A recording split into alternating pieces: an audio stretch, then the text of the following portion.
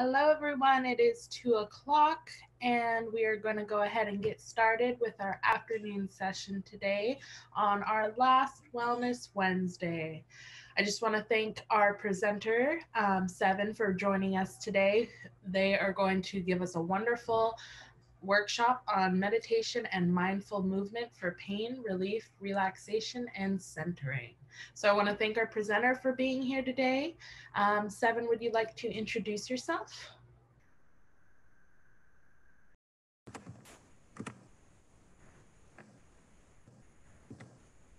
Hello, I'm not sure if I have a video here. It's not allowing me to turn it on. Are you able to hear me? Yes, we can hear you. We'll get your video worked out. Oh, there we go. Hello, everybody.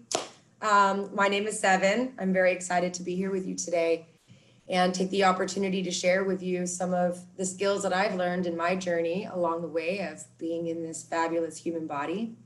I'm going to take some time with you today to share different types of meditation skills. We'll review a mindful meditation movement. There will be a little bit about guided meditation and some breath work today. The idea is just to present different types of basic meditation styles to see what resonates with you. Through my journey myself, I have had major injuries that I've actually had to work through the course of my life. A couple years ago, I actually broke my back with a bad landing and a skydive accident. So pain management is something that is not new to me.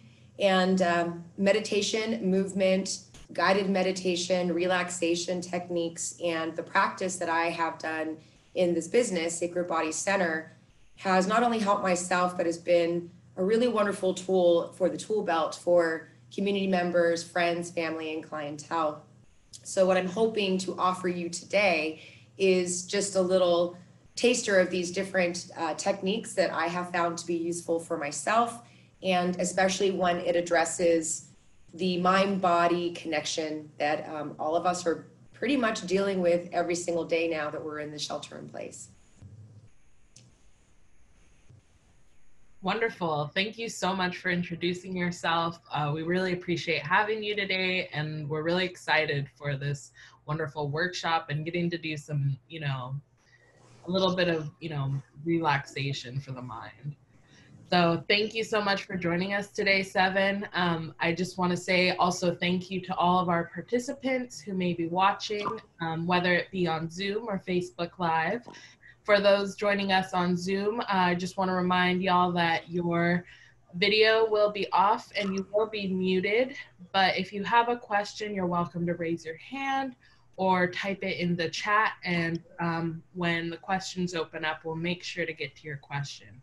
For those watching from Facebook Live, we do want to remind everyone there is about a 45-second delay. So it'll take us about 45 seconds to see your question. So make sure that you leave them in the chat and we'll have people monitoring and we'll make sure and get your questions answered as well. So thank you everyone for joining us, whether it be Zoom, Facebook Live. We appreciate having you today. So I also need to introduce myself. I'm Malaya. I'm the trainer with RX Safe Del Norte, and I'm very happy to be here. Today is our last Wellness Wednesday. We're almost done with the Wellness and Recovery series, and it's been wonderful. And I want to thank everyone because you've all been amazing participants watching, and you've all followed our group agreements, and we really appreciate that. But as always, we'll start it off with reading them off just as a reminder. And for old time's sake, always remember that respect and kindness are key. So if you're not being respectful and it becomes a persistent issue, you will be removed. Please show tolerance and sensitivity for differences. Remember that some participants in the group come from different cultural, racial, gender, and sexually oriented backgrounds. So please be aware and sensitive to judgmental comments. And please try and use positive language and stay away from using racial, homophobic, and degrading remarks. This is a safe space and it is free of judgment. And it's all right to disagree with someone else's point of view, but we don't put each other down for it. This is a space where participants should feel comfortable to be themselves, share their thoughts and ideas without any worry of punishment or judgment.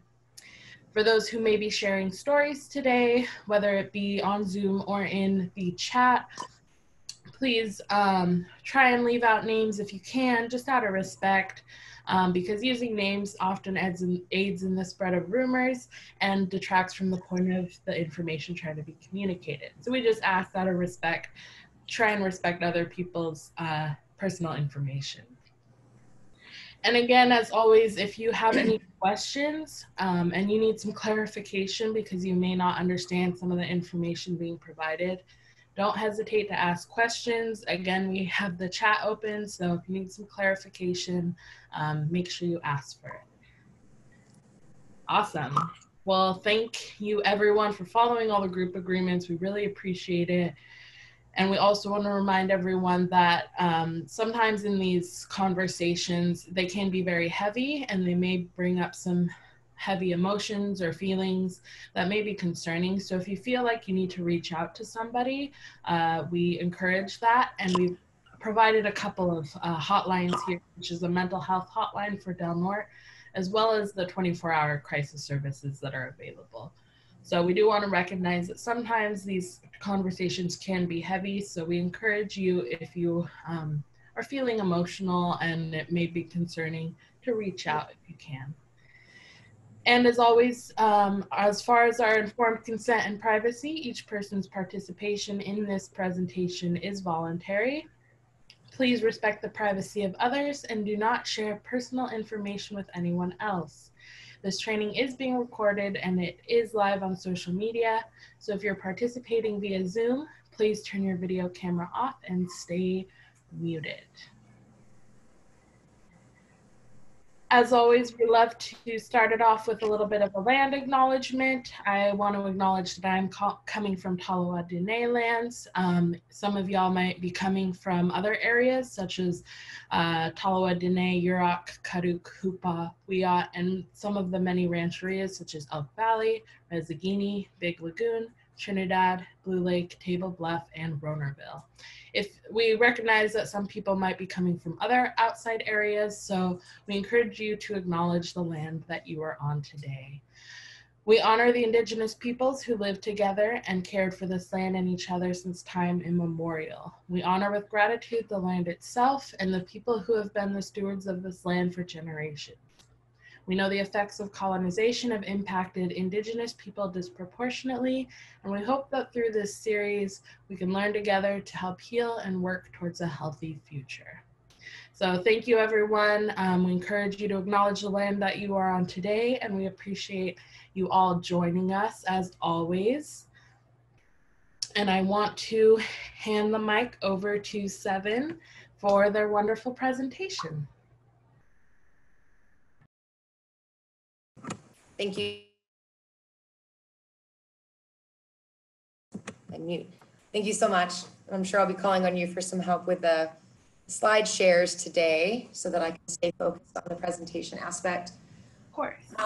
So one of the fun things about doing presentations in Zoom and live in my personal experience is I've definitely had, other people that I could see and interacting versus speaking to the camera. So I'm trying to drop myself into that comfort level here of knowing that you're out there with me, even though I can't see you. So again, my name is Seven. Some people in the community do know me as Susie Kidd. That is my legal name. I have transitioned to the name Seven. I do identify as she. I also use the term they. However, I very much identify in being in a female body. I'm just saying that for my own sense of self here and just for anybody else to identify with me, if that's helpful for you. I mentioned that I am currently sitting in my space, which is called Sacred Bodies Center, and a little history about that journey and how that kind of ties in with this being the last Wellness Wednesday. Through the shelter in place, I have actually made the decision to be moving out of this physical space that I've been teaching in for 15 years. And realizing with all of that, how much this meditation and grounding practice is really important for me today as I'm sharing it with you. my journey, I landed in Humboldt County 23 years ago. I studied up at Humboldt State University. I've been a dancer, a mover, and a performance artist since I was very, very young. And when I came up here to go to college, I decided to study natural resources. So I do have a degree in natural resources planning and interpretation, and have worked as a naturalist locally. Because we just talked about land and sense of place, that is something that is very much a part of what that field was about for me, was helping people connect to nature, connect to the history here, connect to the stories, and to find where they fit. The practice that I'm wanting to share with you today is finding that also. Where do we connect here in space? Where do we connect in the world? Where do we connect with the land? Where do we connect with our community? And where do we connect with each other and ourselves, community and each other as in the same, right? I mentioned body, mind, spirit connection. Meditation can come in so many different formats. There's spiritual meditation, there's breathwork meditation, there's guided meditation, there's outdoor meditation, sense of place meditation, movement meditation, and the list goes on. I myself do not necessarily bring in a spiritual practice with that. If that is something that you want to bring into this today, I encourage you to do so if it helps you to drop into that space. I will be talking a little bit about just some basic connections with the body, the brain, and how that relates to our sense of place in the world. And then we'll be getting into some different techniques. So I have been sharing these different techniques and practicing them myself probably since I was about 19 years old.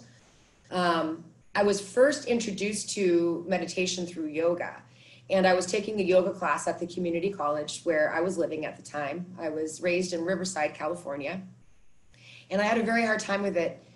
We would do a whole yoga practice for an hour, and then we would spend a half an hour at the end of the class, and we would go into a guided meditation. And every single time I fell asleep, I was the girl in the room that was snoring, and it was embarrassing. And I couldn't figure out why I couldn't understand what this meditation thing was.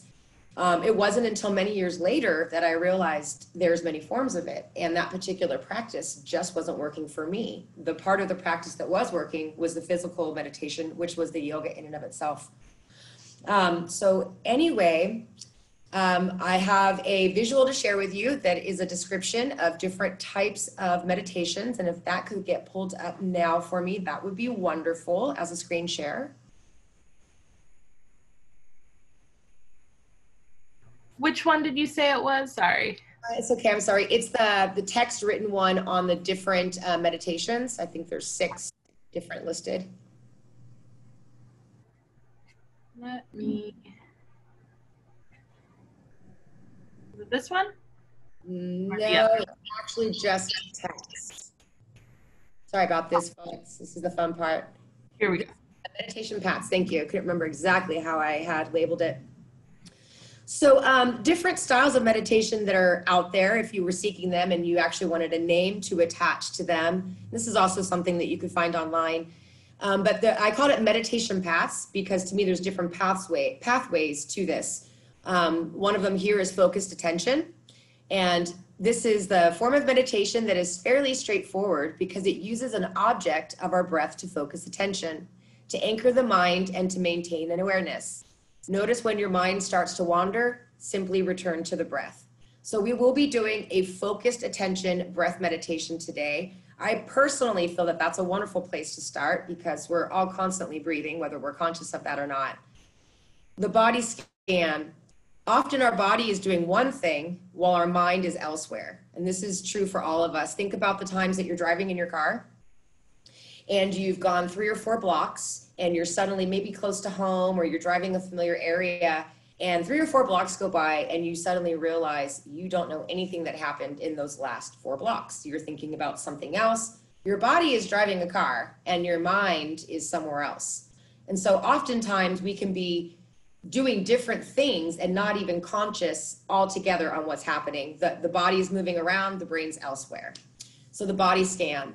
This technique is designed to sync the body and the mind in performing a mental scan from the top of the head to the end of your toes. And I'll give you an imagery for this. So moving on to the next one, noting. Whether you're focusing on breath or simply sitting in the quiet, this technique involves noting.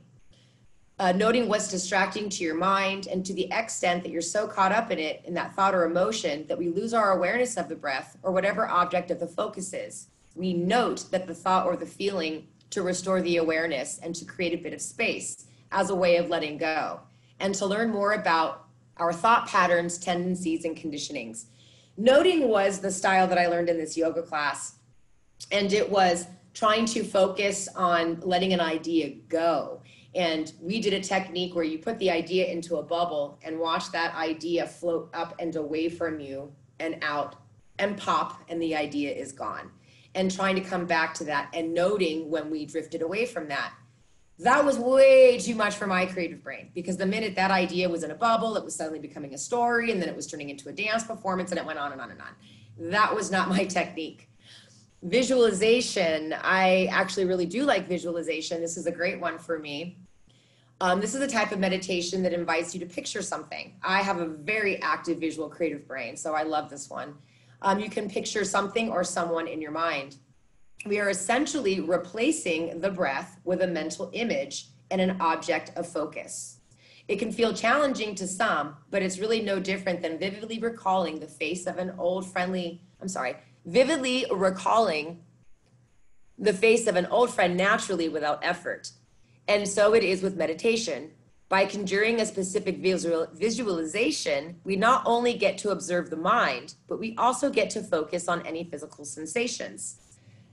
The idea that comes to mind with this is if you've ever seen Peter Pan or read the Peter Pan story, where they want to fly. And when they want to fly, they think about something or someone that they love. And so we'll come back and do a visualization with that. That is actually a technique I use often in helping people move through stuck pathways in their body when they are having trouble moving. So we will think about something they love and try to bring that energy into the body to help unblock that pathway. Loving kindness, focusing on an image of different people. Oh, I'm sorry, that was one we just read. I'm sorry. Skillful compassion, similar to loving kindness meditation technique. This one involves focusing on a person you know or love and paying attention to the sensations that arise from the heart. By opening our hearts and minds for the benefit of other people, we have the opportunity to foster a feeling of happiness in our own mind. So this would be related to thinking about someone you care about and just really sending them love, good thoughts. Maybe, like my nephew recently just got his driver's license. And when that day came, I was really mentally thinking about him, how happy I was for him, and how amazing it would be for him to walk away with his license. Let's see. Resting awareness. Rather than focusing on a breath or a visualization, I am having trouble with that word today. Visualization. This technique involves letting the mind just truly rest. Any thoughts may enter, but instead of distracting you and pulling you away from the present moment, they simply just drift away. This is not the best one for me. My mind is just way too active for that one to be helpful. Reflection. This technique invites you to ask yourself a question. Perhaps it's something such as, what are you the most grateful for? And note that asking yourself a question using a second person, you will discourage the intellectual mind to answer it rationally. Be aware of the feelings, not the thoughts that arise when you focus on the question. So it's asking yourself almost like third person. I would ask myself, not what am I most grateful for, but even looking in a mirror can be helpful. 7, what are you most grateful for today? And I can honestly say in this moment, I am most grateful for being here with you right now. So those are the different types of meditation techniques that are out there. Here's a description. Hopefully my way of describing what they are was helpful for you. Let's take just a moment before moving forward for me to take a sip of water and for you to have a question, comment in the chat box before moving forward if that is necessary for you.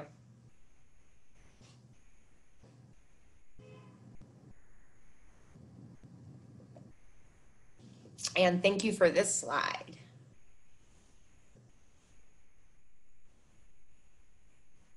And I know there's a little lag with Facebook Live, so I'll just give it a moment here. You are welcome for sharing this with you today.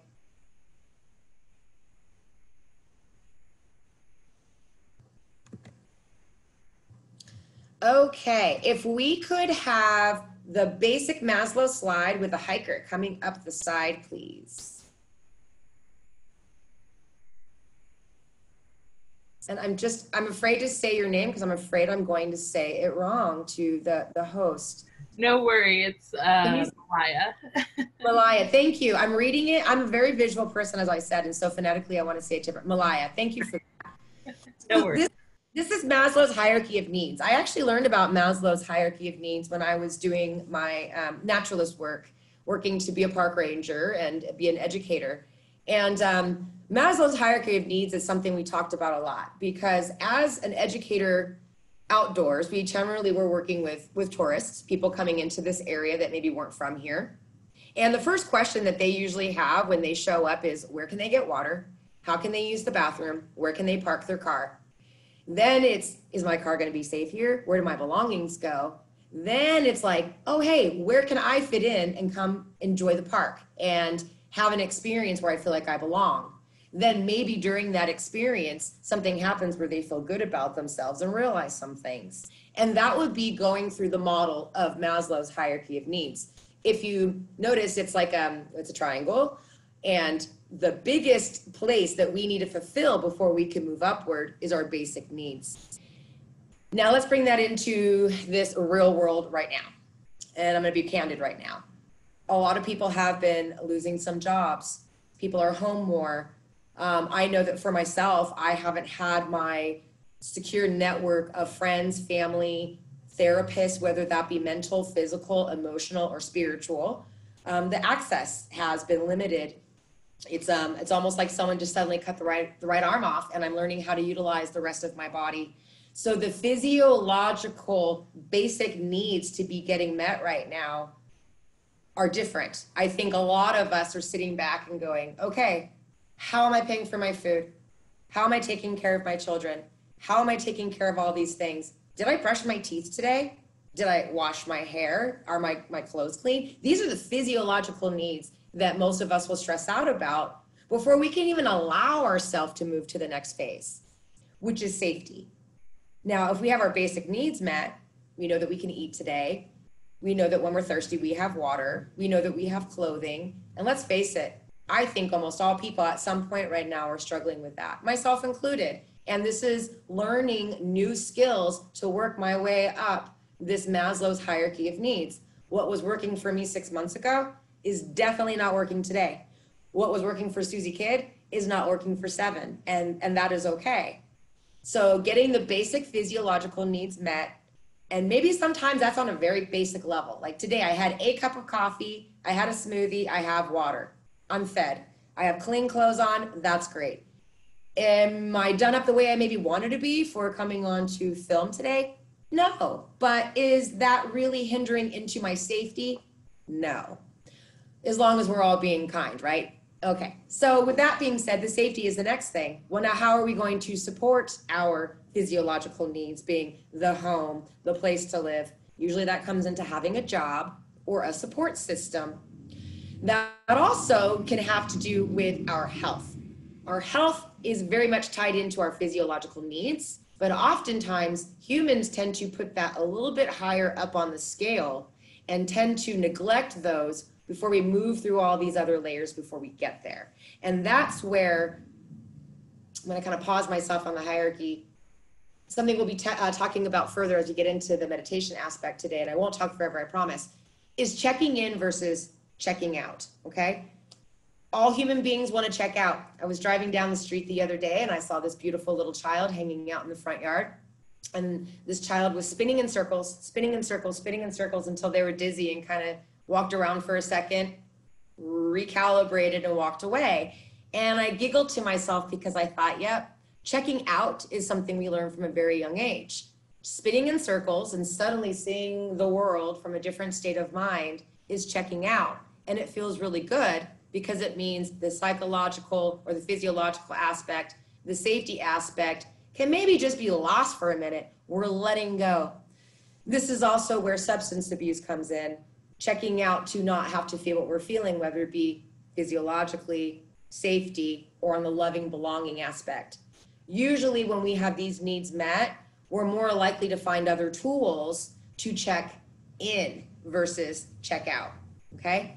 So the love and belonging then has to do with your support system, family, friends. Do you have activities that you love? I love to dance. I have to be able to get myself to the class, feel safe being in the class before I can get moving. But once those needs are met, I can have a really, really amazing experience that then allows my self-esteem to grow, which means I can self-actualize about myself and hopefully get into a state of what we call flow. When we're in a state of flow, this can happen when you're running, this can happen when you're walking, this can happen singing, playing music. Often flow happens when we're drumming. It can happen when we're in a repetitive motion or when we're just really focused on being. Human being versus a human doing.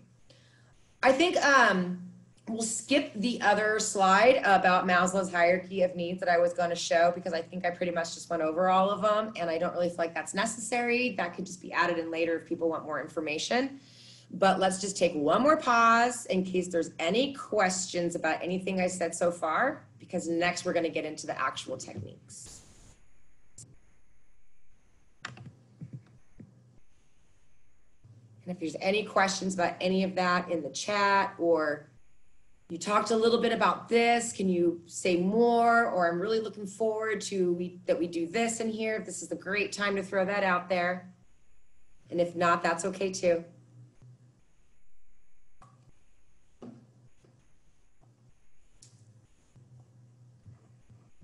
Okay, not seeing any chats. All right, so we'll go ahead and remove this and then just take a moment for yourself, just shake it out if you need to look away. And we're gonna get into the grounding and the meditation techniques aspects now. So let me just get this going. Okay, so what I want us to do, I'm going to show you what I've got going on here. I'm sitting in a chair. This is just a folding chair, and I've just got a pad to make it more comfortable to sit on. The reason that we start in a chair is because we're going to do some grounding techniques to begin. And sitting in a chair is probably the easiest way to get your feet flat to the floor. If you want to sit cross-legged or you want to sit in a different position, that's fine. But sitting in a chair is awesome. And I'm going to just show you how my hands are going to be. I'm just going to move the camera. I like to go hands directly just onto the thighs, okay?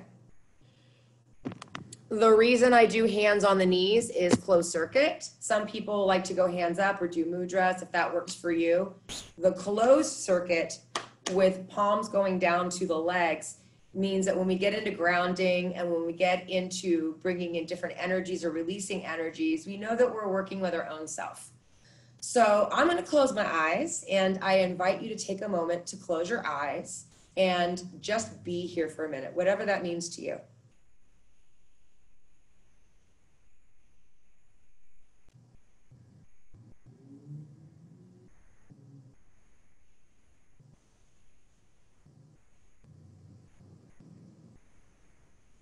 So I talked about how we would focus on different types of techniques, and I mentioned breathing.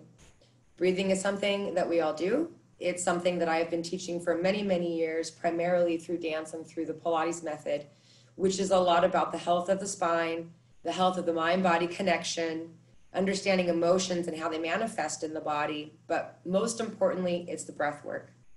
We're still going to do a closed circuit. We're going to move the hands up to around the rib cage. And the reason our hands are here is because as you breathe in, I want you to feel your rib cage expand out to the sides.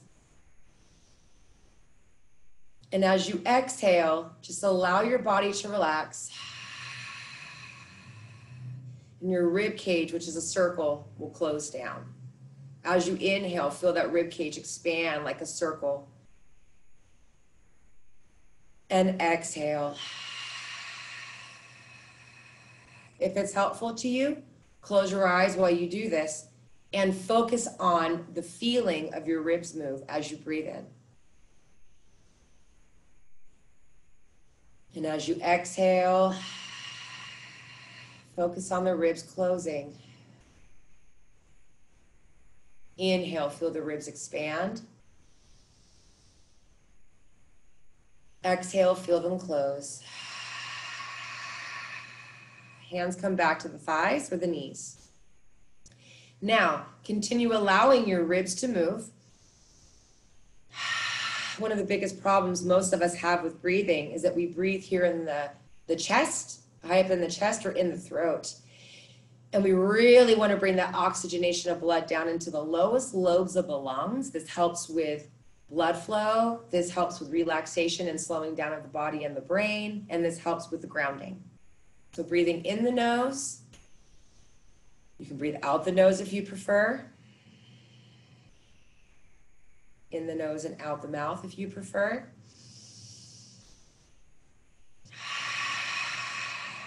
And some like in the mouth and out the mouth for their breathing technique.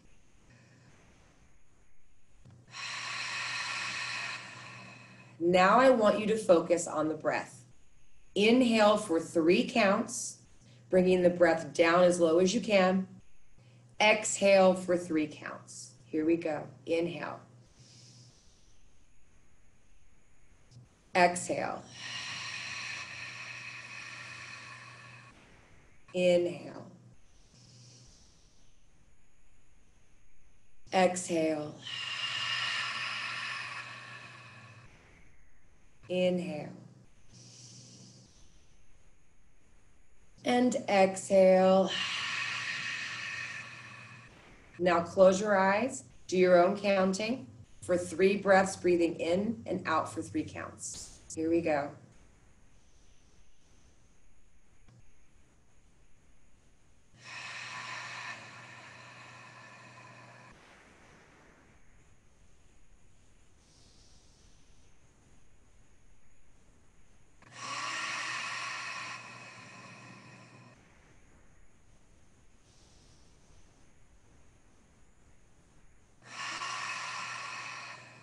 Good job.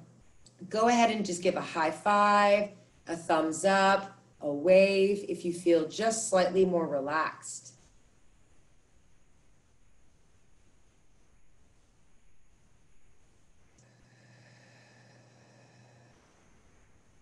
From here, what I want you to do now is feel your feet on the floor. Okay? And I'm going to show you my feet. Feet are on the floor, and what I'm going to do from here is just press my weight into my right foot, press my weight into my left foot, press my weight into my right foot, press my weight into my left foot. And so this is just some gentle shifting the weight side to side to feel your body and to feel the feet. Okay? And so now as you press with one side, take a breath in. As you release, exhale. Press with the other foot, breath in. Release, exhale. Just do this a couple times, either side, see how that feels.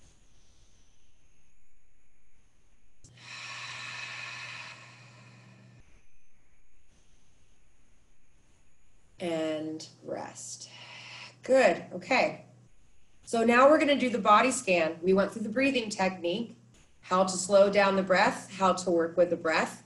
And the body scan will be going from head down to tail. I'm going to blip out of the screen for a second to grab a prop I forgot to bring close by.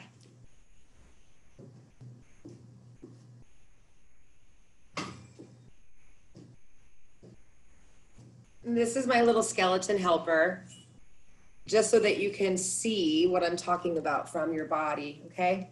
So our spinal column, basically towards the back side of your body. I call this Ruby, the rib cage.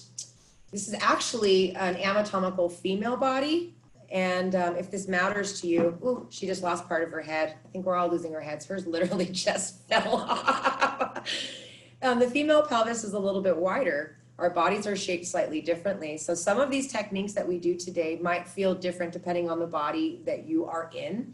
If you've had any surgeries, any transformations, if you've had babies, if you've had like me, a broken back. So when we start talking a little bit more about some of the energy column in the body is actually here in the center. If you think about sort of like a tube where energy can go in and out, or you can imagine it's like a tube that carries water, or one of the meditations we'll do in a moment is the liquid gold. Sometimes people think, oh, all this is happening in the spine, and you might feel some vibrations and sensations in your spine today with these activities. But technically, the energy work is in the center column. When we do the grounding technique, we talk about the tailbone. And here's where the tailbone is. So if you're seated, it's really, right now, partly while we're on the chair, is your tailbone will be directly underneath you. These two, you didn't know you were getting an anatomy class today, did you? These bones right here are called the sits bones, S-I-T-Z. Anatomically, they're called your ischial tuberosities, but I'm not going to be using that today because that's really a lot of words. As you can see, these bones can actually open and close. Men and women can do this. Women more because we can have babies. However, when we're seated and we're in alignment and we're grounded, we're sitting on these bones. So you're going to be seated on these sits bones, okay? And while you're seated there, I want you to imagine, there's a chat, and I'm going to read that in just a second, that these bones are like daggers or like roots, if you will, or spokes that can go into the ground. And then you can imagine the tailbone coming down towards the ground. Okay, and I'm going to read what this question was because I think it was something about chakras. And I love talking about that.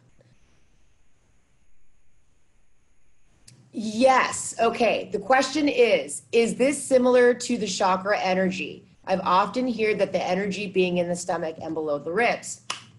Okay, so I'm just going to share with you one of my favorite books. Hopefully we can see this. I'm going to hold it there for just a moment.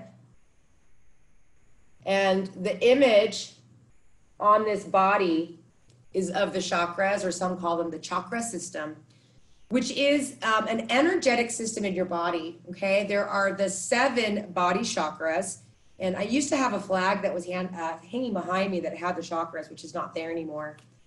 The chakras also align with different parts of the body. So I'm just gonna go ahead and review those right now, because if this is something that you do work with, I can bring this into the meditation. If it's overkill or over your head or not relevant, then this is just information.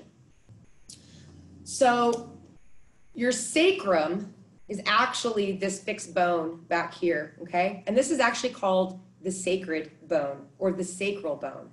The sacrum and the tailbone and the pelvis align with the first chakra. Let's tie that back into Maslow's hierarchy of needs. First chakra is the base chakra. It has to do with sense of the physiological right to survive and to be in a body to begin with.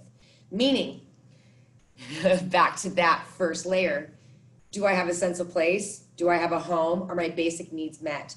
So oftentimes grounding, I'm gonna make sure I say this right.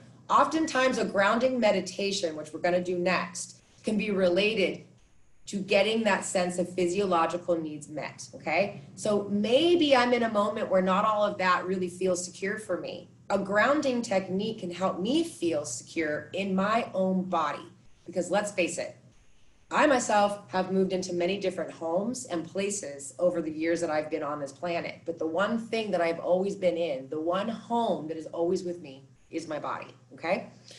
So, first chakra is the sacrum. Second chakra would be our belly or around the navel. So on this model, that would be here, okay? The second chakra has a lot more to do then with your sense of place. This has more to do with sexuality. This has to do with family. This has to do with community. Then we move into the will chakra. This one is here at the sternum or the solar plexus. This is sort of like our will and how we actualize in the world. You might see some people walking around with their chest really puffed out, and that might be that they're moving through the world from this place, but maybe they're not very connected with their community, and maybe they're not very grounded, okay? Then there's the heart chakra. Your heart chakra is where your heart is. They told me that the heart and throat chakra were very weak. Yes, let's talk about that in a second. I'm getting there. interesting thing, what I learned in my meditations is that, if you think of it like building a foundation, back to Maslow, when we're grounded and our base chakra is solid, okay, and I'm sitting on my pelvis, and I'm going to guarantee, because I'm a body worker, there's at least 3 people watching this right now that are sitting like this, which means their energy is not even flowing, okay, versus sitting here. And you can even just see this in my energy right now. My energy is not flowing. You can see it looking at me. You can't even see my face. You can't see my eyes. You hear my voice. And suddenly I align my spine from my root chakra, which is in alignment with the body, okay, and the skeletal system, but really an energetic flow. Suddenly I can hold myself in this position. I'm feeling a little tension down here, okay, around my root chakra. I'm also going through some transitions with closing a business. That makes sense, okay? So back to heart chakra. Heart chakra, we started with that when I had you bring your hands to your ribs and expand and breathe. And exhale, close. Expand and breathe. Exhale, close. We then have the throat chakra at the throat. This is actually represented by the color blue. Just realized I'm wearing blue today around the throat. Sometimes I go to say something and I find that my throat closes, and it's like usually when it's like the truth or something I need to say, but it's like, ooh, that didn't want to come out. And my throat goes, ugh. That is usually when we need to activate the throat chakra. And there's some really great ways that we can do that. Oftentimes that's with singing, playing music, or doing mantras. And then we move into, let's see, so first, second, third, fourth. We have the third eye chakra, right? And so this is about visions. This is about clarity. This is about knowing where you're going, about seeing what's around you, peripheral vision. Oftentimes this might be, do you have headaches? Throat chakra and head can be clamping of the jaw, having neck being out of alignment, being a pain in the neck, literally. And then there's the 7th chakra, right, which is considered the auric chakra or the crown chakra. And when our energy is flowing, this is where this is coming up and out of the top of the head. So that is the chakra system. Different parts of the body and different chakras have their own meditations. And if you were really, really interested in learning more about that, again, I think this is a fabulous book called Wheels of Life. And I am going to be giving a little bit of work out of this, but I'm also trying to keep on time today so that we don't go too long. So back to a couple more techniques. So let's recap what we did. I know I'm giving a lot of information because I am like, my brain is almost like a bag of tricks and all of this stuff relates. It's just threading it back together for us, okay? So Maslow's hierarchy of needs and finding that self-actualization, how that relates to meditation is we can use these meditation techniques to sort of fill the keyhole, if you will, to get a similar sense in ourself and in our body, even if we don't have those things happening all around us in the physical world, right? Okay. So the closed circuit meditation was the hands on the thighs. The breathing was to get a remembrance that we are a breathing person, that we live in this body, that this is home. Breathing puts us into sense of place because we need the oxygen around us to survive. So if you're outside somewhere or want to take this to a location and really kind of connect with that, ask the environment that you're in with every breath to be a part of your experience, and with every exhale to be a part of the experience around you, to connect with self and sense of place. The grounding, okay? Just to recap, because I said a lot of other stuff since then. Your sits bones are those bony spots in your butt.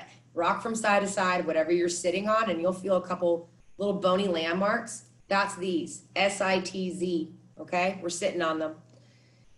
And we're gonna do now a guided imagery meditation. So for this, to make it a little bit more enjoyable so you're not staring at my face, we're gonna bring up a YouTube music, okay?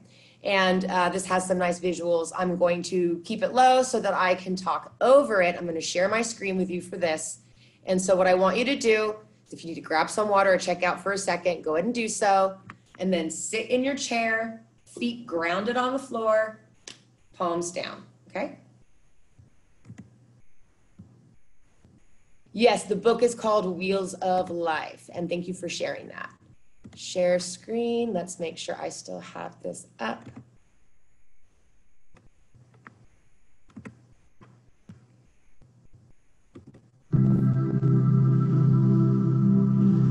Okay, so hopefully everyone can still hear me.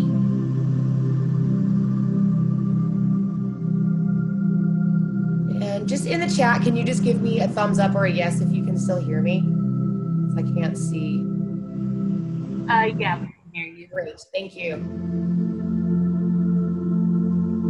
Okay, so I just like to do YouTube searches and find imagery I like and things I want to listen to. So this is to have a little bit of something in the background in case it's loud where you are. I am myself going to take a couple deep breaths and lower my voice.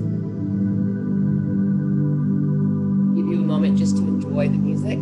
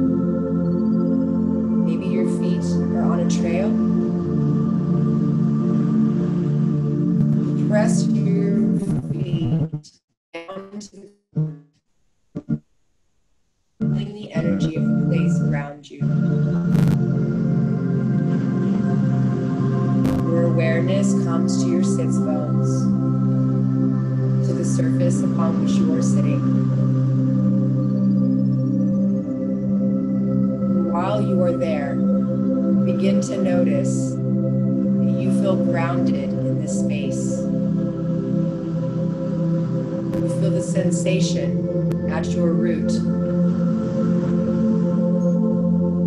It becomes alive. It becomes more open. And in this space, you feel directly connected to the surface upon which you are seated. Whether that be a rock, whether you're sitting on a tree stump, the ground, or some other surface. Become aware that your feet and that your root feel like one. Even though you're seated, you feel as if you were to stand tall, that your legs would hold you, that your feet would be grounded into this space, and that your root chakra, that you're centering and you're grounding, feels solid. You shift your body side to side, feel that surface underneath you. But even as you shift, you feel that connection.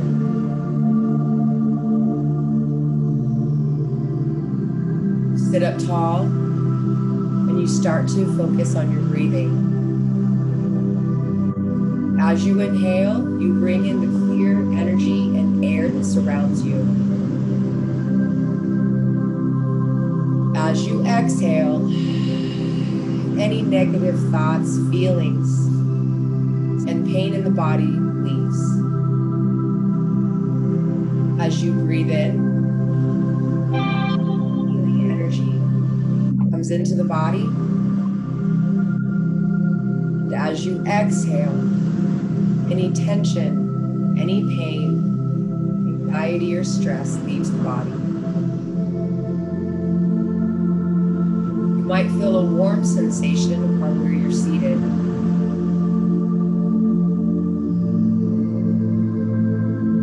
Imagine now that your sits bones and your tail are like a root. That root is now growing down into the earth.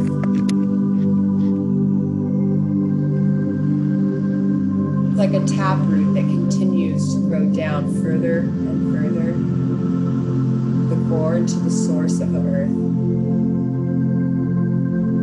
Knowing that you are connected to this source, to this life force energy, you know you are safe, you know you are grounded, and you know you are capable.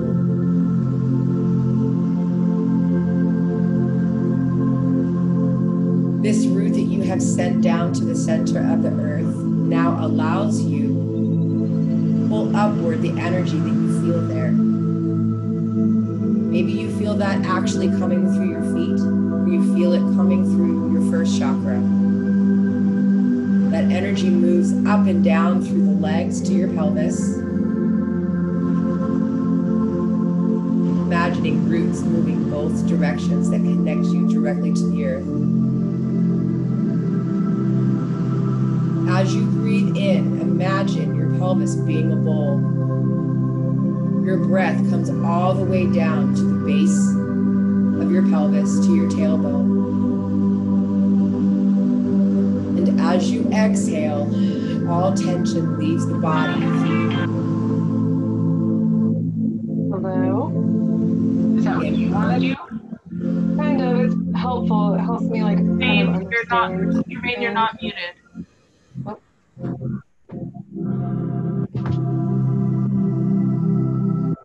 That is what I want to do. I want to feel grounded. I'm going to bring that into our meditation.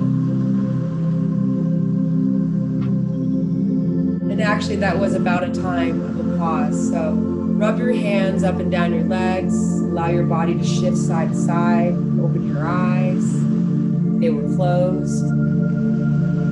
Just a moment now to be with the music, to come back into the space that you're in.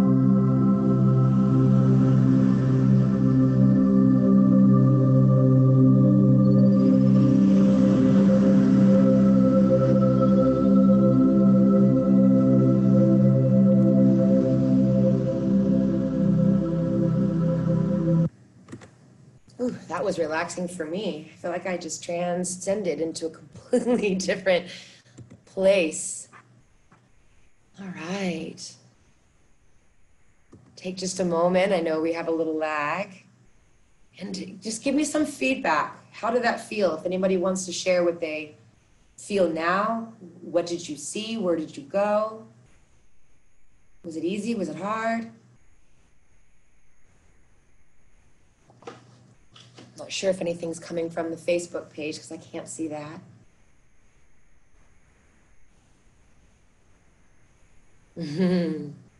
Good. Beachy tunes hit and immediately felt more relaxed. Yeah. The beach is my go-to. Often when I do grounding techniques, I feel it go through my feet. And I find that I'm usually standing in the water, right where the waves crash, imagery-wise, and feeling the water go up and down the legs. So it's really a good one. This sometimes changes the heart rate. We didn't do this today, but a great way too to know if there's an actual physiological change. And you can always take your pulse before meditation and take your pulse after. But because we were doing the breath work and I had you holding your own rib cage, go ahead and bring your hands back to your ribs and do a couple breaths now and just notice if anything feels different.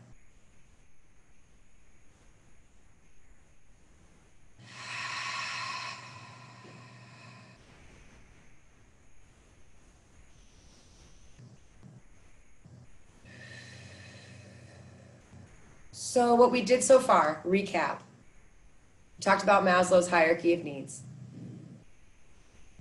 Oh God, yes, expanding better on the rib cage. That is like one of my most favorite feelings ever. And I do this whole other series on breathing and how the ribs move and how we can make the whole body transform with just the breath, and it's really amazing. But that's a whole nother workshop. So utilizing these techniques to bring us to self-actualization, self-care, and to transform the experience that we're having in the body. So that's what we're working on now, okay? We did the breathing. Excuse me. We talked about how we could regulate our breathing or focus the breathing. And that was both physical, just the breath work itself, the physical with the hands on the body, or the imagery, if bringing the breath down and into the lungs and expanding helps. That's a way to add the imagery to that physical breath technique. Oftentimes when I'm teaching people about Pilates and how to breathe, we talk about the ribs expanding and imagining that you have two balloons, like so the top of the balloon is up here. And as you breathe in, those balloons fill up at the bottom and expand. And as you exhale, those balloons force the air back out. So that's something that I utilize with my breathing technique as a visualization as well. The grounding technique that we just did was basically just thinking about physically the feet to the floor. So that's the physical aspect. The sits bones are your bottom to the seat, okay, or whatever it is that you were sitting on in that imagery. And then the imagery aspect obviously was taking ourselves to another place. So in an effort of time, I combined the two of those for you. And then we also brought in the chakra system. So going along with that chakra system and moving our way up, we did grounding. We got into a little bit of the heart space, which was the breathing. And what I'm going to do now is actually move down to a mat. If you have movement space, this is a great time to set that up. So we'll take just a moment for that transition. It's also a really good time to ask any questions in the chat about what we've done. But what I'm going to do next is just move my chair and move my camera. And now suddenly I'm on the floor with you all. And this is going to be it's not going to be quite right. And this will be some movement meditation. And I have a sweet pup that sometimes when she sees me go to the floor, she wants to come get involved. So she might show up over here. So what I'm going to do now to get us started, and I'll check those chat messages in just a second, is find, once again, a comfortable place to sit on the floor. This time I'm going to be fully seated, cross-legged. This is known to most people in meditation as a lotus position, or to get really fancy is getting the legs fully, crossed, which I'm not even going to worry about that. But I'm going to sit here and take a moment now to rock side to side. And this is getting me regrounded into this floor space. And if you want to do seated meditation, not in a chair, this would be the next best place to go if you aren't wanting to feel the feet or just really focus on the root chakra or the tail. Another way that people like to do meditation is lying down.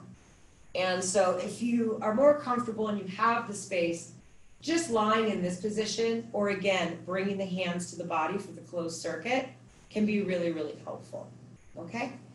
What we will be doing now, though, is a little bit more moving around to combine all of this together. And it looks like there's a question, so I'm going to go ahead and check that real quick. And that might have just been the same one. Great. Okay. So while we're seated here, let's go ahead and just come back to that rib space and take a couple breaths in. You notice I'm very fond of breathing. And this is just to help me ground out back down onto the floor. So movement meditation, what is that? What does that mean? There's a lot of different ways to do this. Yoga is a movement meditation. Pilates could be a movement meditation. Dance is a movement meditation. Many years ago, I was blessed to be able to go up to Witchpeck and be a part of 24-hour brush dance. One of the things that was the most amazing to me was the breath work that was happening with the chest work, with the dancing. And not being from that culture, I can't even begin to pretend to explain what that was about, so I'm not going to. But I will say that in all of my dance experience, in all of my cultural dance experience over the years, there are certain things that are in common. There are certain things that are in common with the way our body wants to move, the way our body desires to move. That comes to stomping. That comes to the movement of the chest, which this could be a really great one for opening the heart, or when we have emotions where we feel closed down. Even just bringing the arms open and close like this, which this also relates to African dance and Middle Eastern. Being able to make circles with the ribs. Okay, so I'm just showing you some moves that are really helpful in opening up body space. There's also belly space and hip space. I'm going to come to my knees for this. And I'm actually going to go ahead and just take off my long sleeve so you can see a little bit better what's going on with the body. But there's also, you know, forward and back movement with the pelvis, like sticking your butt out and tucking it under. Okay, and even like side to side type movement. And my hip just shifted.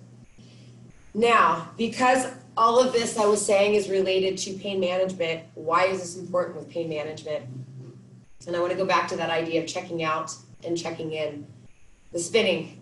As a child, it feels really good to spin around and be out of your mind, if you will, right? And suddenly I'm dizzy. The world looks weird. Nothing feels normal, so I don't have to sit with what I'm actually experiencing and feeling. In the times of my life that I have wanted to check out or suppress pain and other things, there's the great go-tos, which is why we're doing this wellness series. What I have learned is sometimes sitting with pain means sitting with your emotions that come with pain. And the body system is designed to feel different things associated with that. When someone comes in and sees me for a problem, they might say, you know, I'm having this problem with my shoulder. And I watch them move around the room, and I notice the problem is really going on with their left hip. And what's happening with their left hip is that maybe a muscle right here is really like this. And then I start talking to them about what's going on here. And I find out that there's something directly emotional going on in their life, or maybe they were sick or something happened, and they feel very protective of this space. But to them, it's their shoulder. The reason I'm bringing this up, meditation and movement meditation can help us jump back into our body and say, hey, Seven, hey, hips, hey, ribs, what do you need today? Remember that third person, asking yourself as a third person so that your intellectual brain doesn't get in the way? So with all of this said, I'm going to go through a little movement flow that will help us get hopefully more into the body. There's no right or wrong way to do this, okay? I'm not going to be very specific about right foot here, left toe there, like a twister game, because that really doesn't matter. What I want you to experience is your body. I want you to feel that energy flow that we just talked about and bring that grounding space into this, okay? So rather now than just sitting here and imagining being somewhere else, this is about being right here, right now. You can stay seated in this position if you just want to watch, and this is the most comfortable place for you to be. But I'm actually going to come back to standing and come to the edge of my mat. And you might see parts of my head for some of this, and I might disappear a little bit just because of the camera. Let me see if I can adjust it. I can get most of me, hopefully. So I'm going to stand at the edge of this mat here. I'm back a little bit more. And while I'm here, I'm basically going to go back to what I was doing earlier when I was seated. And that was just going right to left with my feet, okay? Shifting my weight from one leg to the other. I'll pull these pants up a little so you can see. Then turn sideways so you can see what the feet do. I'm going to actually barely lift one foot up and really press that foot into the floor that's standing and switch. This goes back to first chakra, sense of place, grounding. Then I'm going to slightly bend the knees and just straighten the legs. To go with the breath work now, I inhale, press from those feet, exhale. Inhale, press from the feet, exhale. Bring your hands to your knees. And now rock side to side. So this is almost like that seated position we were in. Now I'm going to drop down a little bit lower, like a squat. And then I'm going to stretch the legs up. Bend the knees. Inhale here. And exhale. Inhale. And exhale. I'm going to now bring my head down and just hang over those legs. If you need to, bend your knees. Bring your hands to the mat. Now I'm going to walk them slightly forward, not too far. This isn't like a downward dog. If you notice, my knees are bent. And now I'm going to shift my weight of my hands right to left. We haven't done much of this upper body yet. We've been really focusing on the lower half and the heart space. You might notice now, hey, I have an upper back. You feel that. Now, if you can, if your knees will let you, come all the way down to the squat. Take a breath in. Stretch your sits bones or your bottom back towards the ceiling as far as you can. Bend those knees. Straighten it back. Now you're going to bend the knees and you're going to walk your hands. I have really long arms, by the way, okay? So don't try to make your body look like mine. Do what feels good for yours. I'm going to now rock forward and back. Forward and back. So now my weight's going to the palms of my hands and I'm really feeling those hands on the ground. Like, okay, I'm in this body. There's the floor. Here's me. We're connected. Now I'm going to drop my knees and come to all fours. I'm going to open my knees apart. So if I come forward to face you, it'll look more like this, okay? And my feet are together, my knees are apart. And now I'm going to inhale, take it back. I'm going to take a breath in here and exhale forward. I'll go sideways. Inhale, take it back. Exhale forward. Inhale, take it back. Exhale forward and pause. Now adjust your knees and your feet so they're just back open underneath you, like you're going to crawl across the room. And we're going to do a little twist now for the upper body. And imagine sort of like wringing out like a towel. This is going to open and stretch between the neck and the shoulder. This is really actually a good stretch for if you have pain in the upper body. But the meditative part of this is to do a little wringing out and ground the upper body with the earth. This is called a thread the needle stretch.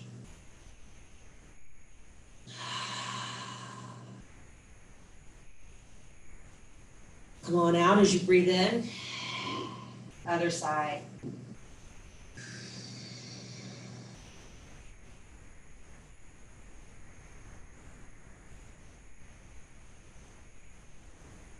And back. Now I call this the wheel. The idea of this is to get energy moving through the spinal column, through the body, to get momentum of the inner body moving, if that makes sense. And so if you know cow and cat stretches, we do these in almost every exercise if you've ever done yoga. And we're going to do a variation on that. I call it the wheel. Round your back. Bring your weight back towards your heels. And then it's like you're going under a fence. And you come up under the fence, or maybe you're going under a wave, and you round your back, and you come back towards your heels. Elbows come down. You can also imagine re-emerging into the world. And round it back. Elbows down, come forward and through. And now this is where it's backwards. This is harder for me. Come back. Round and forward. It's like a wave coming over and crashing. Now elbows go down and your booty goes back. That's the part that's weird for me. And up, down and back. Then just hang out in what we would call a child's pose. Put your forehead down to the floor. That would be the third eye.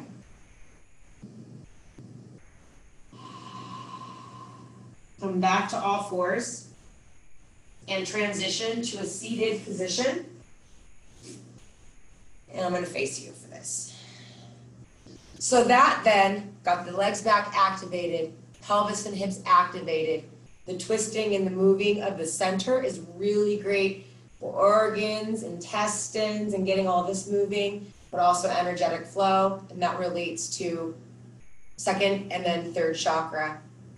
We're going to do some arm movement now. This is also a really great one for opening up this area, which tends to be the disconnect.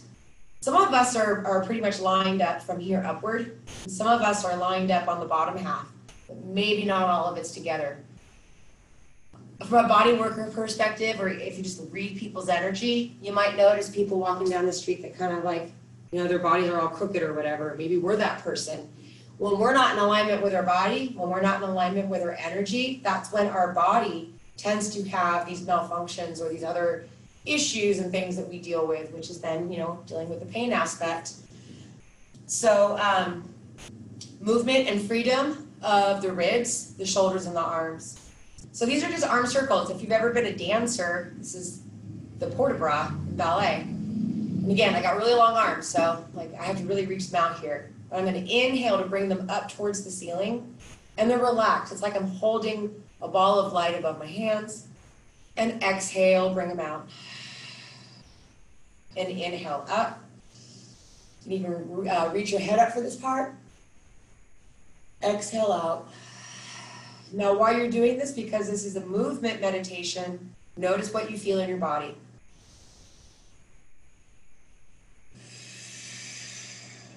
One more.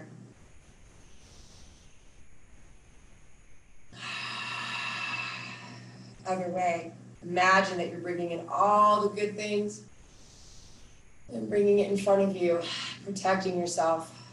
Inhale, scooping in all of the good energy and protecting yourself. One more time.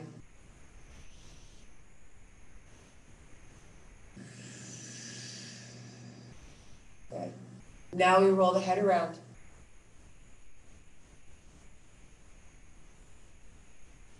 And the other way. We're going to come down onto the back and just do a couple light moves here. These are great for back, hip, spine. And again, a full connection now to bring all this together. So I'm just going to lie on the floor and go into what we call a hip roll. So essentially, I'm going to roll through my spine and lift my hips up towards the ceiling. Take a breath in while I'm here. And then just roll it back down. But while I do this, I'm going to trace each bone. And then I'm going to think about that center energy column we talked about, not just the back space, but do I feel like I'm lined up on the inside? Do I feel more relaxed and like my body and my energy is moving as one? And then rolling it up. And rolling it down. One more, roll it up. And back down. And the safest, most comfortable way to come back up is to roll onto your side and come back to your grounded seating position. Okay? Just check a moment here. If you need to grab some water or just sort of be and reflect on that experience, go ahead and take the moment to do so.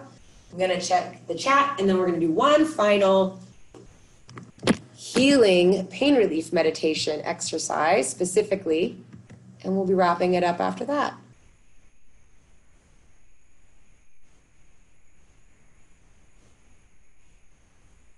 Okay, so somebody had just asked a question about doing a lot of sweat lodge ceremonies and wanting to know if it's okay to do breathing technique in a sweat lodge. I have done a lot of sweat lodge. I've actually done some traditional sweats over at Potawatomi. And yeah, I think it really kind of just depends on you and your comfort level. I think the most important thing to know is how to regulate your breathing when you're in hot conditions. Great, I know it doesn't translate the same because the experience is extremely different. But practicing maybe in hot baths on how to regulate your breathing, because I actually did go into spirit time and singing and whatnot, and went into some deep breathing, and I actually found myself trying to dig a hole out of the lodge which is not a good thing, because that meant that like I was actually struggling with the breathing and the fact that it was getting very, very hot. But yes, being in Sweat Lodge and utilizing these practices, how do I want to say it? Similar methods, different languages for expressing how they're utilized. I am very much into dancing and singing meditation. There is a whole type of work called ecstatic dance. And one of the very first passages in this book, she talks about people leaving spirit time and how we, used to go to our healers and we would talk to them and ask for help with these things. And the question, and this is something I ask myself, when did I stop singing? Or to ask yourself, when did you stop singing? When did you stop dancing? When did you stop praying? When did you stop breathing? And why? And that's kind of why we're here today. Like I had to take a deep breath, right? Throat chakra gets a little bit locked up. So in any of these, pay attention to what you're experiencing. There's sometimes I go into meditation and like 2 or 3 minutes is enough. I hadn't even anticipated going this long with you all today. I thought my energy level was going to dictate that it would be a shorter session. And now that I'm here with you, I feel like I can go a little longer. That's my needs. And I'm also trying to give you these different technique styles. But whenever you are doing this kind of work, especially if your breathing techniques are new to you, make sure you're checking in, because it does make people feel kind of lightheaded. It does, for some people, make them feel like they actually checked out versus check in. And if you're doing it in a heated space like a sweat lodge or say a heated room or whatever you might be doing, please just keep that in mind for yourself, and make sure the people that are with you are there with you too. I hope that answered the question. I know that person was from Facebook and maybe not even with us. So hopefully that was a good answer for that. Okay, so quick drink of water for the throat here. You can choose to be wherever you want to be for this next one. I'm probably going to stay on the floor because I actually feel personally the most grounded when I am in this position. Now that I have already done the seated here, this is a position that I like to be in. Actually, I lied. There's 2 more. This one's going to actually use a little bit of music that we get to sing. And so you can sing along with me or not, or toning, I should say. And in the description, I had talked about using music. So the music aspect so far was the background meditation music, which is sort of like to cut out white noise. If you're not familiar, besides if you have songs that you sing that make you feel really grounded or in your body, there are what they call binary beats, or there's different kinds of tunes and rhythms that go with different parts of the body, or that allow us to either become more relaxed or maybe become more uplifted. In terms of music, think about drumming, right? So if the drum was just, I'm just gonna do whatever comes to mind here, a very basic slow beat. Usually gonna start with our heartbeat, our internal rhythm. And anytime I start feeling this, my ribs want to move, my body wants to move. So this would be a little bit more, your calming music. But we know that we keep this going and speed it up, it's going to make our body feel like it wants to move faster and move in different ways, right? So think about how the music affects you in your meditation practice. Now, there are a couple of different tones that you can use that you will feel this vibration from the inside out. There are different tones that you can use that, this is like into the Qigong thing now, that go with toning for different organs, different pain centers, and all these different things. But there's a couple ones that I really like to use. That's the Ho, the Ha, the He, and the Ma, okay? So I'll start with He. He tends to, I feel the vibration a little bit more in this area.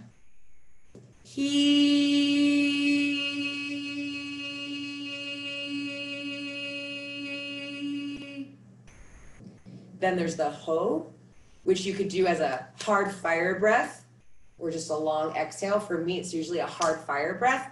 Ho, ho, ho, ho. Now you'll notice the ribs will flare and close and close. This is actually in alignment with a lot of different cultures dancing all across the board, okay? So that also goes back to this.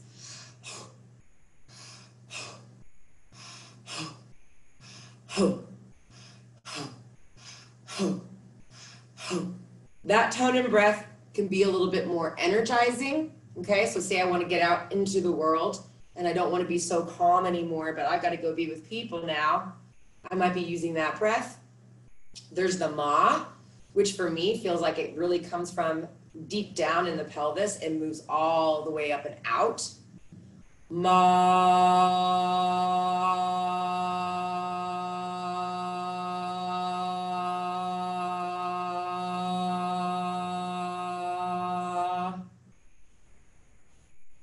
And ha, ha, ha, ha, or a long tone. Ha. For me, it's all through here. Play with that for yourself. See what feels good. The music is a really great way to get back into the throat chakra, the energy moving from the center up and out. Part of the arm circles that we did kind of incorporates getting into your outside energetic field. The all fours and the pushing back and forth was grounding and to make movement up and down through the spine and through the center column.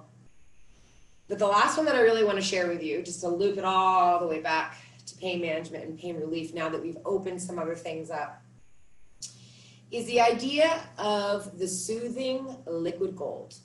So I'm not going to teach you the silver white lightning, if you will, but it basically is using metal ideas. Like silver moves quick silver, and slow moving gold. So if I really wanted to be up and out of here, I might run silver energy, but if I want to do this grounding, it's the gold energy. Now the gold is not just grounding. This also comes up in various different cultures. Say that you have a piece of pottery, and in Japanese culture, they would take old cracked pots and fill them with a liquid gold that then goes in and takes this pottery and makes it whole again. But you can actually see where the gold is, which then makes a really beautiful artistic piece. Well, because from the time that we have been infants to now, our bodies have been on so many journeys. They're not perfect. They're not symmetrical. They're not a lot of things we actually probably even believe that they are. And as we all know at this point, you know, we probably all need some healing in our lives, which is why we're here.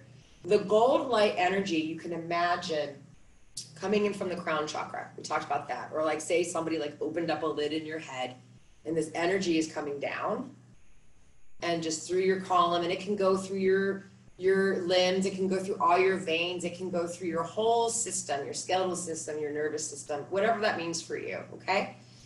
And so we're just gonna go ahead and close our eyes. I'm gonna bring back that video that I had off of YouTube to share with you just for some background music. And this is gonna be another visualization.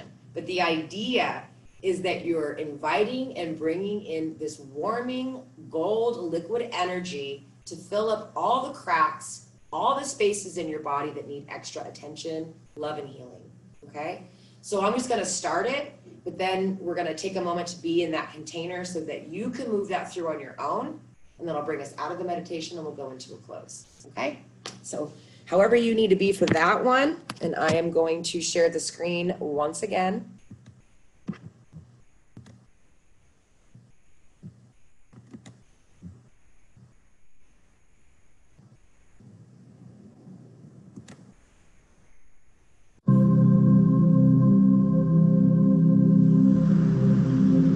Video has this nice golden light color. So if you're watching the screen, just allow yourself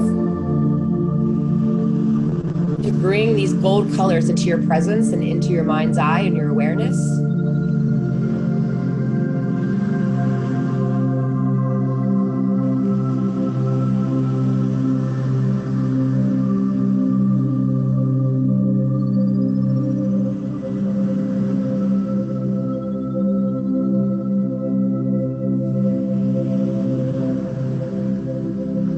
Whatever position you're sitting in, wherever you imagine yourself to be, picturing this big ball of golden light is above you.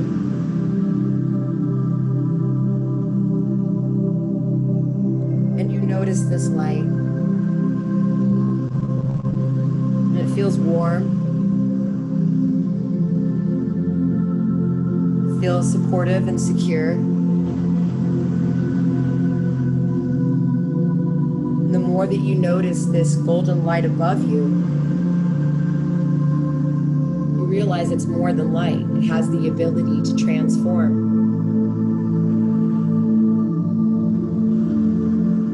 This light that is above you starts to dance around your space, dance around your body, until it takes the shape and the form of warm liquid gold.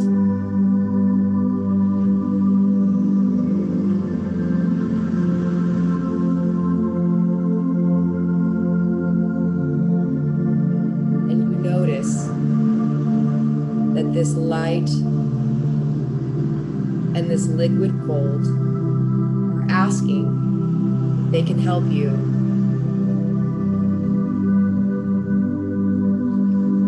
And so whatever this means to you personally in this time, this space, and this journey, I want you to take some time to have an experience with this golden liquid energy.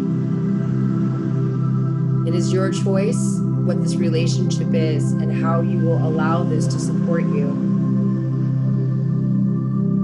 Whether you allow this golden light and this liquid energy to wrap you like a blanket,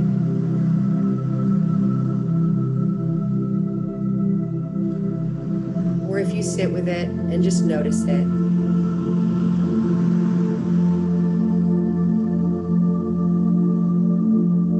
And if and when you're ready, allow this golden liquid light of energy start to move with you, inside of you, with every breath.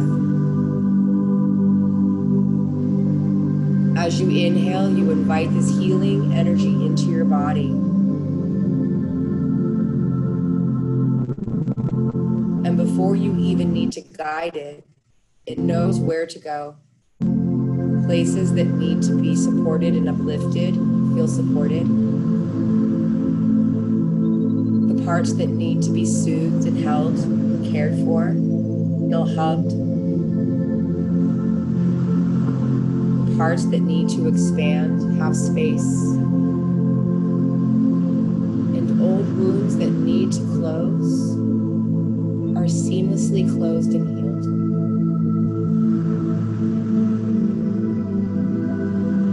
You take time to have your relationship with this liquid gold and allow it to move in your body in ways that you desire.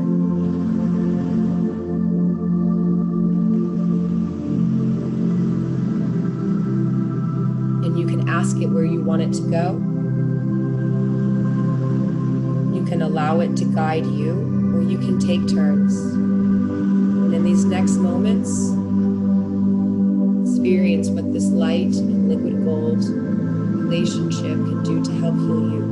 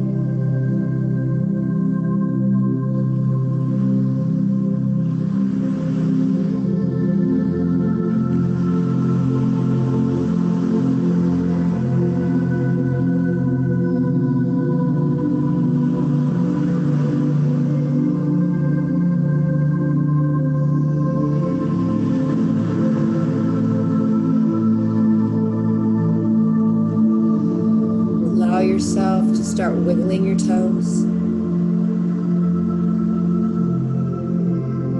Wiggle your fingers.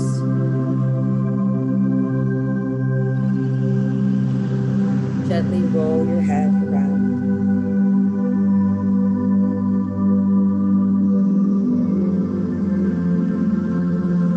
From here, you take 3 deep breaths in, knowing at the end of these 3 breaths that in today's work, you've been mindful, you've been present, and you've taken steps into your healing.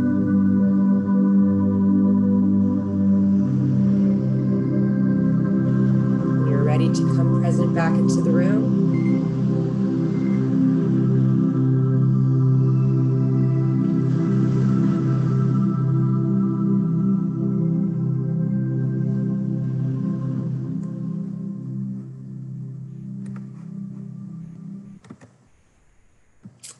welcome back. All right.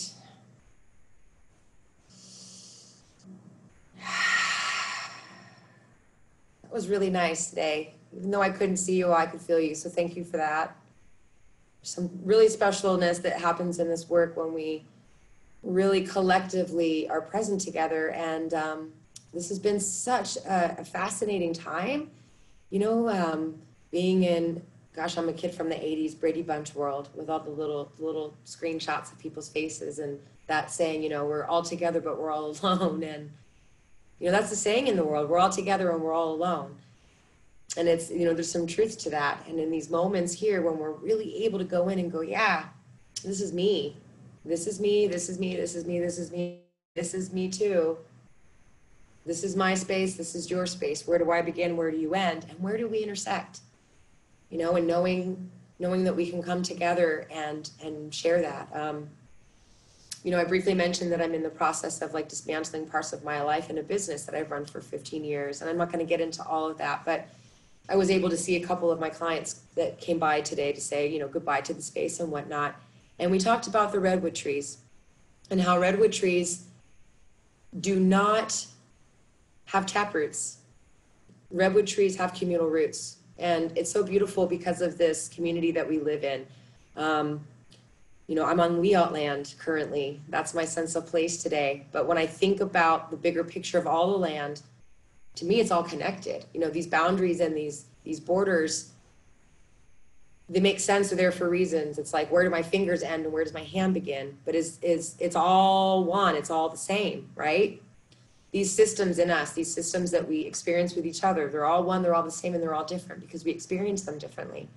But wrapping it back to these trees, that we live in an environment where the redwood trees literally share to survive. They lean on each other. They're a support system. And I think it's really, really important in our community that we live in, and why I'm still here after 23 years, whether I've worked as a naturalist, worked on the rivers, worked for the county, had a healing business, worked for a college. None of that matters, because what it keeps coming back to is this community and the fact that the more we share these resources with each other, when we can say, this has helped me, it may or may not help you, but you're a part of my community. My roots are connected to your roots. So what heals me may heal you, is really, really profound. And I'm really thankful that I got to be a part of this today. I didn't really realize how much it was going to impact me. My face is flushing because I'm emotional. And thank you for that experience. Thank you for being here with me. And a little teary-eyed because I felt that. I felt us all together. That last gold light healing thing, that was special. So thank you for that, because I really needed that too. Recap as I dry my eyes. I know it was posted a couple times, and whether this book resonated with you or not, it's, to me, it has been very informational. Again, this is Wheels of Life. It is by Onodea Judith. I've hopefully got that correct. I'm gonna hold it up one more time in case you want to take a screenshot of that. I don't normally just, you know, promote certain books, but look at all those little tabs that I have shared and saved in there, because these are my go-tos. There's really great information here, again, about the body system, about physical meditations, about connecting to your sense of place. And these things get talked about through different concepts. You know, you'll find energy systems being talked about in different ways. If this language that I used today didn't work with you, it was the language I chose today, not being able to see the faces around me. And I do hope that I was able to answer your questions. I'm going to put into the chat an email for me, and also, I don't know if this goes to everyone, hopefully it will. But if you have any questions or want more information, then you can feel free to reach me at sacredbodies@gmail.com. And I'm not trying to make a plug and play about this, but I do have a website, I'm sorry, not a website, a YouTube channel that has some free content. And there is a movement meditation similar to the one we did with no talking, and it has music in the background. So if you want to do something like that again, if you were to look up Sacred Bodies Center at YouTube, there's some free content there. And I do hope to have more meditation content that I will be putting up there over the next, several weeks as things transition here. So if you felt like, yeah, that was great, I want more. Another resource in the community is the Humboldt Healer's Guide.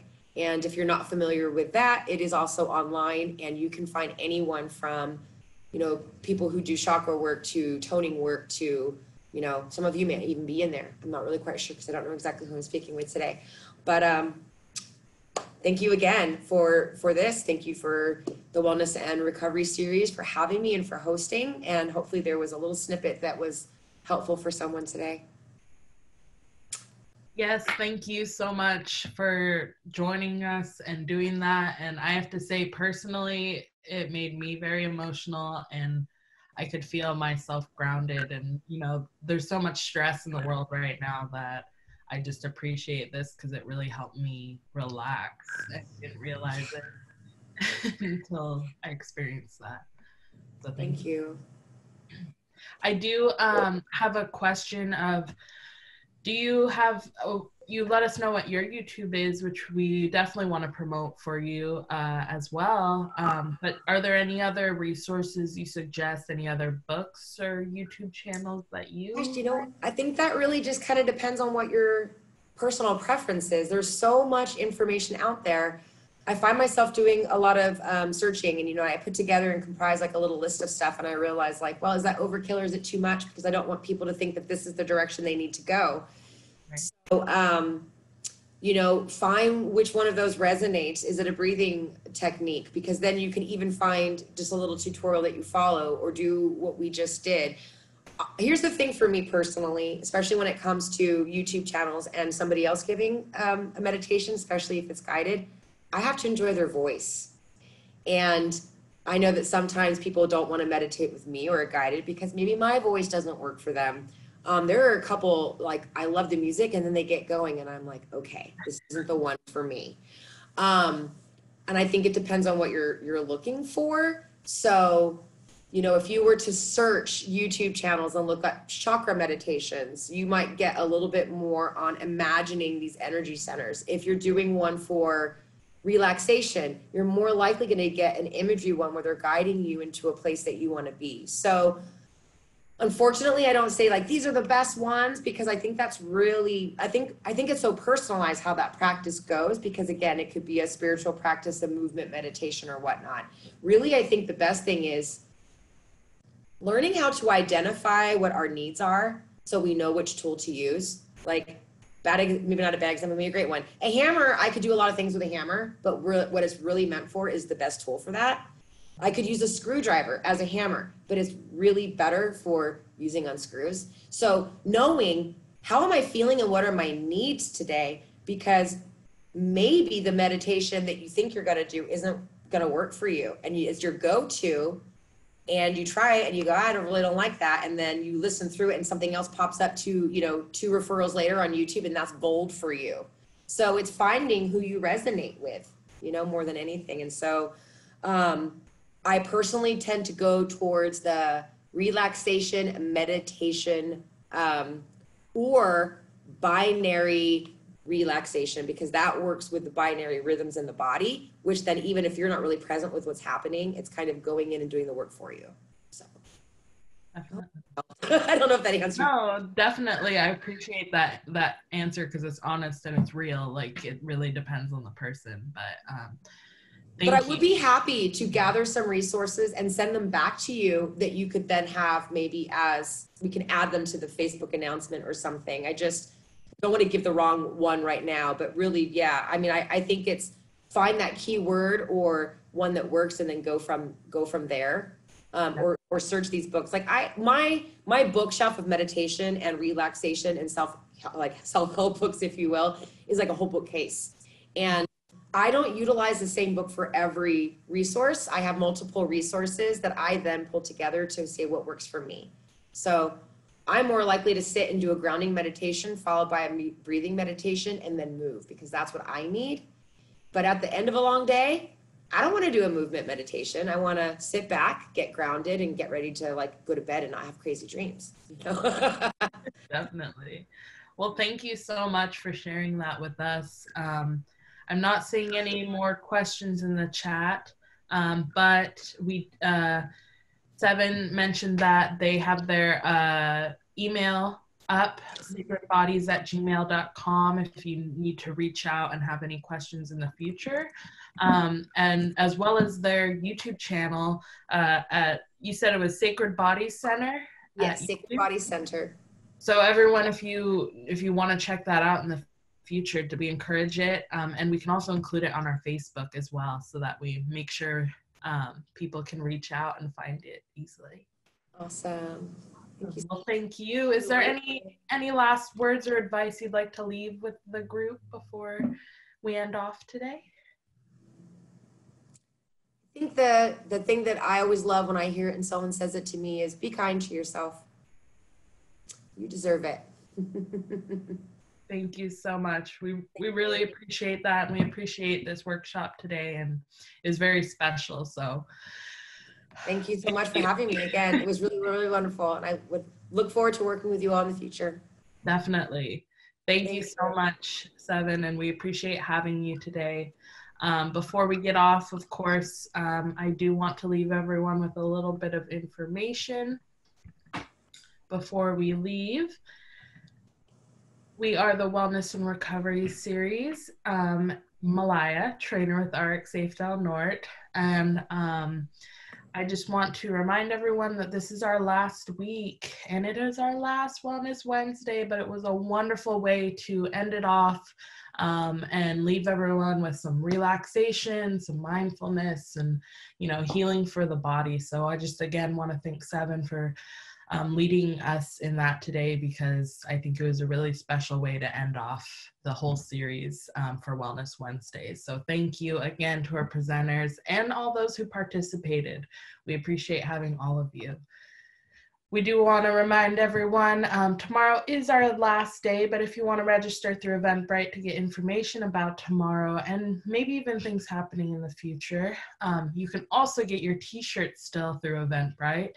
So make sure to register last minute. We will be having, tomorrow's our last day, so we're very sad, but excited to end it off positively with all of you, because it's been a wonderful month and we've learned so much, and it's been an amazing opportunity for myself, and I hope for everyone else. So tomorrow we will be having a couple more workshops before we end it off. And they will be available on Zoom and Facebook Live, and you can find the information for those at Facebook, at the Wellness and Recovery Series Facebook page and our Eventbrite page. The Wellness Art Challenge technically ended on Monday, but we're still accepting submissions. Really, it's going to be open if anyone wants to join the activity. We have the PDF on our Facebook page as well as on our Eventbrite, and we're just asking if people want to draw, write, collage, any medium really, the sky's the limit, to include it in the middle of the basket of what is your wellness activity and how do you keep your mind, body, and spirit healthy. Of course, we are not judging by talent, and it is all for fun and participation, and we appreciate, you know, getting to see how what your wellness activity is, and sometimes it's good to reflect maybe how that's changed over the course of this month. So we welcome you to take a picture, scan it in, or upload it on social media, and you can use the hashtags HealthyDelNort and Wellness Challenge, or you can email it to us directly at rxsafedelnort@gmail.com. Make sure to include the artist's name and the age groups. The age groups are listed below and are in the description on the PDF in Eventbrite and Facebook as well. We'll be sharing the art and we'll be announcing some prizes tomorrow. And yeah, and with that, we will be announcing our raffle tomorrow during our closeout event, as well as talking a little bit about what is going to be going on in the future. And yeah, just a little goodbye celebration with everyone over Zoom, because we really appreciate all of you. It's really a big thank you to everyone who has been involved. And before that, we are going to be having the last Narcan training during the wellness series, and that is going to be at 10:30 a.m.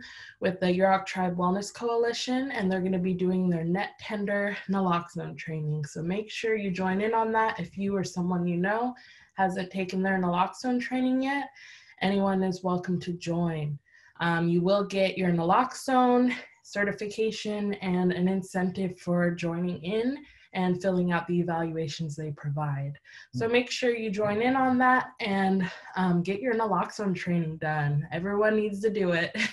And it's really educational, informative, and just really, it's a good training. It is entertaining as well. So we love the work that they're doing over at the Yurok Tribe Wellness Coalition. So we're very happy to have them, end it off tomorrow. And we just want to again say thank you to everyone who joined us today, especially our presenter 7. We really appreciate having you. It was a very beautiful and grounding experience. And yeah, we definitely hope to work with you in the future. And just thank you so much. And thank you to all of you who participated. Like, you all make this happen as well. And we love having you. If you want some more information for 7, they offered up their email at sacredbodies@gmail.com and their YouTube at Sacred Bodies Center on YouTube. So make sure to check them out in the future. And we will actually have this video on our YouTube at rxsafedelnort, along with all of the other videos we've been doing this past month. So make sure you go check that out, because if you had missed some of the workshops, you can go check them out afterwards. And there's been some amazing work done this past month. So check out the YouTube pages. What was the name for yours again? What was your YouTube? It is rxsafedelnort. Yeah. So make sure and check both those YouTube pages out. We'll make sure to put the information on the Facebook and Eventbrite as well. And again, thank you, everyone. Remember, there's always an evaluation form at the end of every workshop. The link is here, and it will be in the chat as well. And remember, each evaluation form filled out is an entry into our wellness raffle, which will be announced tomorrow. So make sure you get those eval forms in at the end of every workshop. And I just want to say thank you again to our presenter. Thank you to our participants and all of the planners. And we loved having you. And we hope you have a wonderful evening. Thank you. Thank you so much.